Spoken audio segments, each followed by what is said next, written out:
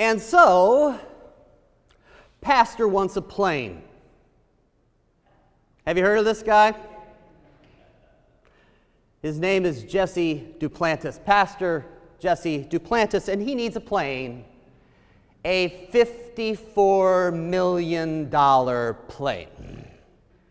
Now, he has a plane already. He's actually had 3 private jets, and they all cost $1 bazillion. But you see, the problem with the one he has right now, the problem with that jet is he can't go anywhere in the world on just one tank of gas. No, this poor soul, he has to touch down somewhere and take on fuel before he goes somewhere like, say, I don't know, New Zealand. And what about that lost time? What if there's a guy that Jesse needs to share Jesus with in New Zealand, and the guy dies before Jesse can get himself back up in the air? You know, one of the stories that floats around, arguments about who's going to hell, goes like this.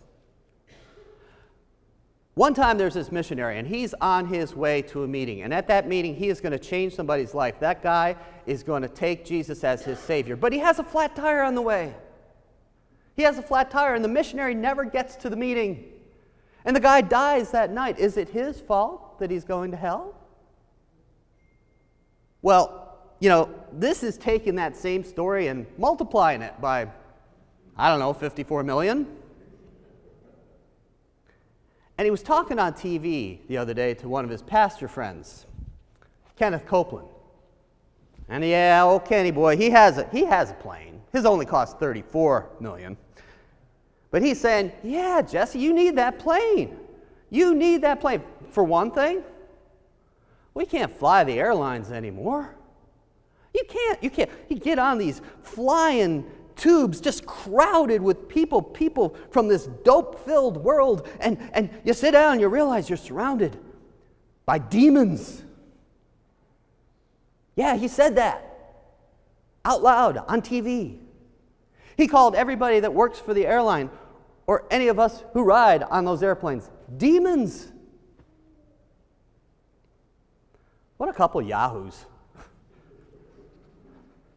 And of course, they preach what they preach, and they tell everybody that they're wealthy because this is God's will for their lives, and that if you pray hard enough, and if you live the right way hard enough, and of course, if you give to them enough, you'll be wealthy too.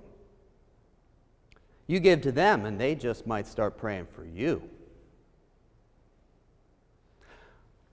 My father-in-law once had a parishioner who sent Oral Roberts, the old Oral Roberts, the prayer tower guy, the one that founded the university, sent Oral Roberts a big pile of money because he was really sick. He needed to be healed from a nasty disease.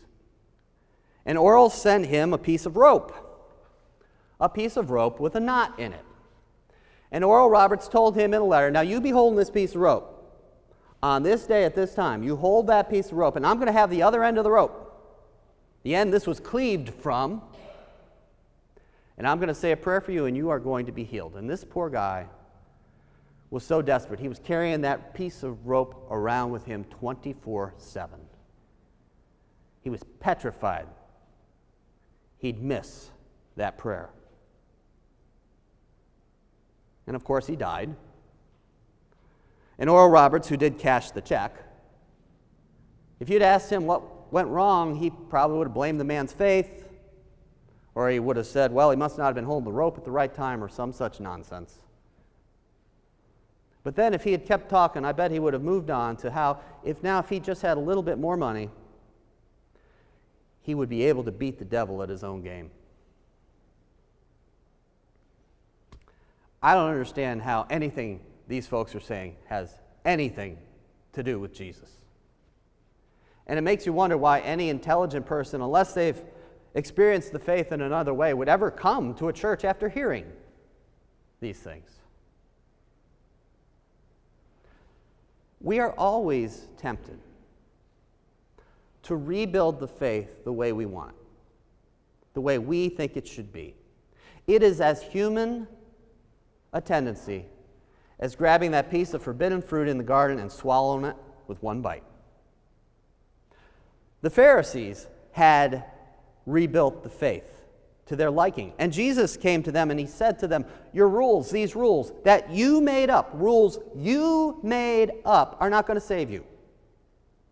Only love will save you. Only love, only love, only love, for God is love. And he was so bent on this message of love that he allowed them to take him into custody. He allowed them to whip him and beat him. He allowed them to nail him to a tree, because to raise a hand in his defense would muddy the message. It would muddy the message that God is love. It would muddy the message that love is stronger than death. But we still do what the Pharisees did. You know, the Pharisees weren't all bad people. A lot of them were really good people. They were just misguided. And we still do what the Pharisees did. And I'll tell you why. Because it puts us back in control. This overpowering, unbelievable love of God stuff, love running around for everybody and everything, well, that takes faith out of our hands. But if we rebuild the faith in our own image, the way we selfish, self-centered sinners want to see it, well, then we can get our arms back around it. We can set up rules for who's in with Jesus and who's out with Jesus. We can even create a scenario where some guy thinks that he has to be the Savior, riding around the world in his $54 million chariot in the sky, going out to all the great unwashed peoples of the world and avoiding the rest of us, the demons, riding coach.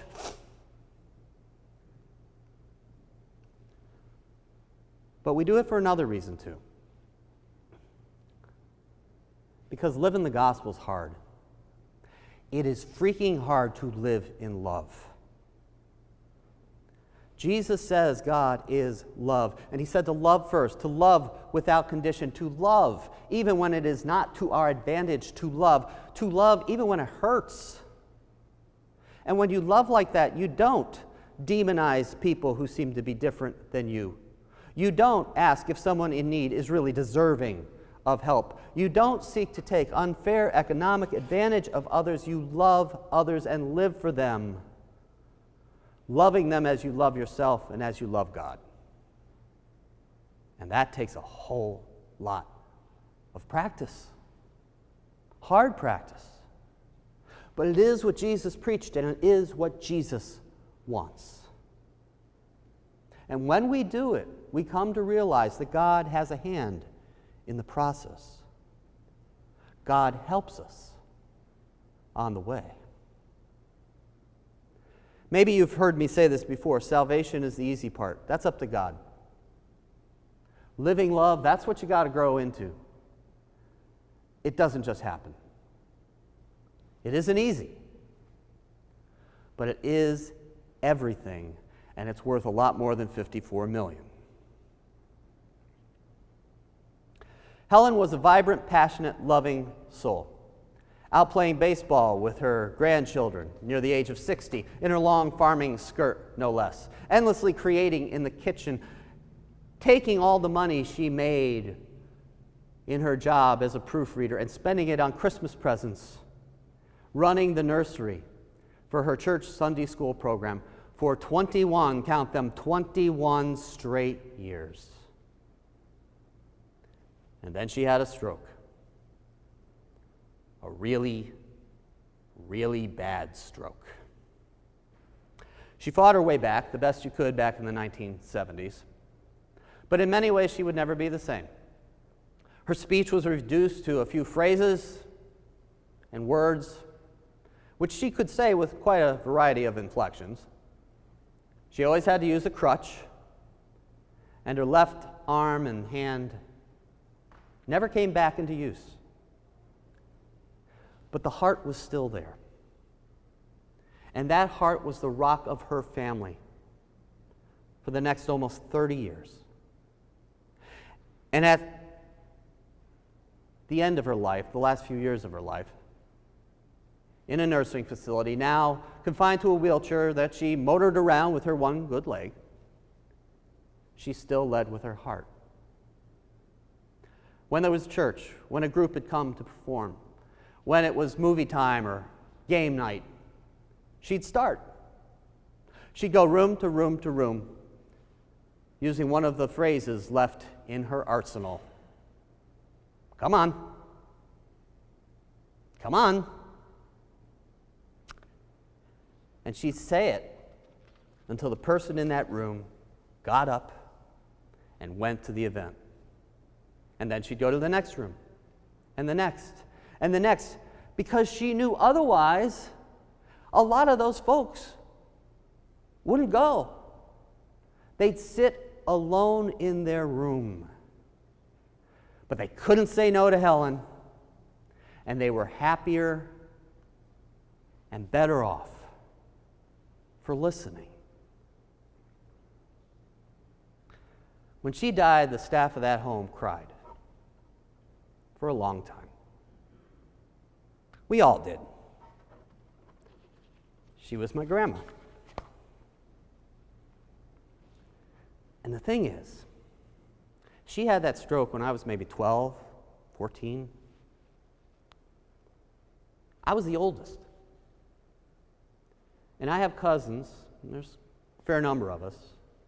I have cousins who cannot remember her from before that event. They cannot remember her playing baseball. They cannot remember her creating in the kitchen. They cannot even remember the mountain of Christmas presents. And they all will say, they all do say, she was the most loving person they've ever known. We know love by this, that Jesus laid down his life for us. And we ought to lay down our lives for one another. Little children, let us love, not in word or speech, but in truth and action. Truth and action. Wow, huh? Living the gospel is hard. But I guess I'm reminding myself today that if a woman with one good leg and 3 or 4 phrases at her command can do that, I should keep trying. I should keep looking for ways to walk the walk. We all need to keep trying, because God will shine through us, and people will see our good works and glorify our Father in heaven. And we won't even need a plane.